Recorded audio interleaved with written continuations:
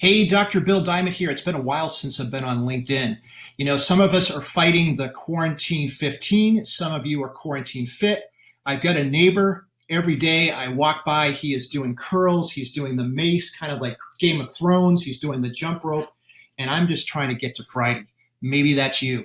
But I got to give you a little update. What I've seen in the organizations I've worked with over the last few months, in the middle of March, everything shut down. The pandemic hit full force. For me personally, a lot of live presentations were canceled. But then immediately afterwards, I started getting an overwhelming number of requests for webinars. I had done about 900 over the last 10 years, but nothing like this.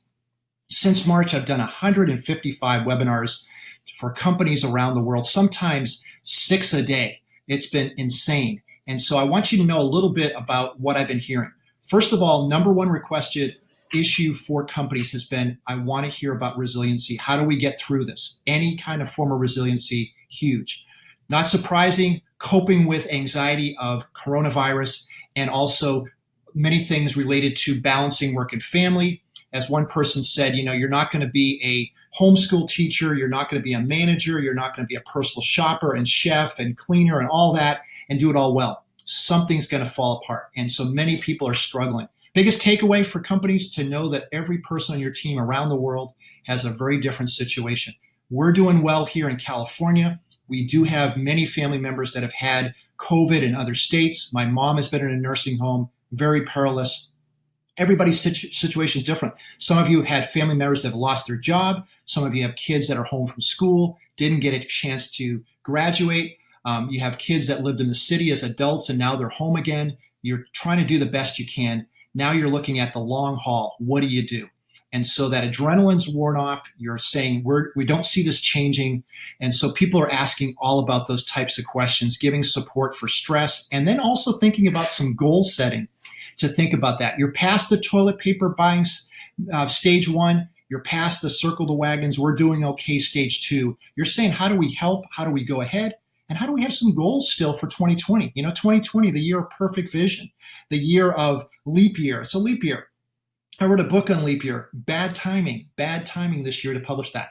But looking at some of those things and saying, what do we do? What's realistic? Well, I want to introduce you to a concept to share with your teams. It's the idea of post-traumatic growth. When any disaster hits, when any pandemic hits, any trauma, yes, you have post-traumatic stress. It's very real, but it's not a universally experienced thing. That was my surprise when I began to do a lot of response to crises. Most people don't experience post-traumatic stress. Those who do need some important care. But 90% of people, according to the research that began in the 1990s, will experience post-traumatic growth. And that's where we want to focus. That's where we're at today. What has changed fundamentally for your organization that's positive? While you wouldn't ever say the pandemic was positive, wouldn't wish this experience on anybody. We've all suffered through it. But the idea is that there are some things that will change in our organization and change personally with our family, our character, and even with our faith. That will actually be changed by what has happened. The final thing that people are asking about, it's so important, is in response to George Floyd and the protests and everything that's been happening there. People are saying, what do we do? We had our diversity training in the 90s. We checked off the box. We're compliant, but we want to do more. We want to go to 2.0, 3.0. We want to have a conversation. We're a little scared about how to do it. I've been bringing in people from all different backgrounds to do that with me. I've been consulting with hospitals about how they respond to it. People are saying, we need to go there. We need to do something. So these are some things I'm hearing. I wanted you to know about them. And so I hope that you think through what your goals are for the rest of 2020. This is Dr. Bill Diamond. We'll see you next time. Be healthy and safe. We'll see you soon.